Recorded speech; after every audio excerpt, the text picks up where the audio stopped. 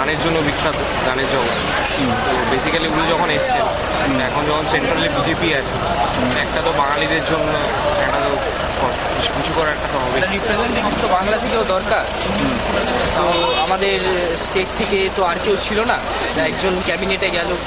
তো যেগুলো প্রবলেম যেগুলো আছে সেগুলো অ্যাটলিস্ট একজন রিপ্রেজেন্টেটিভ তো দরকার, নাহলে অনেক একটা এমনিতেই আমরা দেখছি আমাদের ওয়েস্ট বেঙ্গলের সাথে সেন্টারের একটা গ্যাপ হচ্ছে। তো আমরা আশা করবো যে এই গ্যাপটা মানে ফুলফিল হবে। উনি যে মন্ত্রকের মন্ত্রী হলেন, প্রতিমন্ত্রী, নগরায়ণ মন্ত্রক, কি মনে হয় যে এটা থেকে বিজেপি আসন্ন পুরভোটে কোনো সুবিধা পাবে, রাজনৈতিক সুবিধা পাবে? বিজেপি একটা মানে লিডিং যে এখন গভর্নমেন্টে আছে, তারপর তো বিজেপি সিপিএমের জায়গাটা নিয়ে নিয়েছে, এটা তো কোনো মানে ইয়ে নেই, প্রশ্ন নেই। তো হতে পারে হয়তো, সেটা তো টাইমই বলবে। বেসিক্যালি সত্যি কথা বলতে গেলে যেটা আমাদের ধারণা, বাঙালি হয়ে বাংলার নগরের মধ্যে তো একটু আশা করতেই পারে। আপনার কি মনে হয়? না, ওনারা যা বললেন মোটামুটি সেটাই, একটা তো প্রক্রিয়া তো আছে, আমাদের একটা আশা তো থাকবেই ওনার থেকে যে উনিও কিছু করবেন, এই গ্যাপটাকে ফুলফিল করবেন, সবচেয়ে বড় কথা।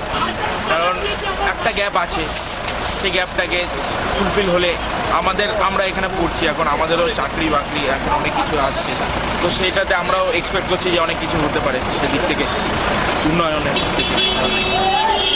আপনার কিছু আমার বক্তব্য হচ্ছে, উনি যেহেতু নগরায়ণ মন্ত্রকের প্রতিমন্ত্রী হয়েছেন, স্টেট মিনিস্টার, তো আই থিঙ্ক আমাদের অনেকগুলো মেট্রো রেলওয়ে প্রজেক্ট পেন্ডিং রয়েছে। এটা যদি যত ফার্স্ট করা যায় তো আমার মনে হয় কিছু তাহলে সুবিধা হয়। আপনার কি মনে হয় কেন্দ্র রাজ্য সম্পর্কের ক্ষেত্রে সম্পর্কটা কিরকম থাকবে, যেহেতু উনি বাংলারই প্রতিনিধি? ঠিক হওয়া উচিত, তাহলে দুজনেই বেনিফিটেড হবে, সেন্ট্রালের থেকে অনেক কিছু ডিমান্ড ফুলফিল করা যাবে। Thank you.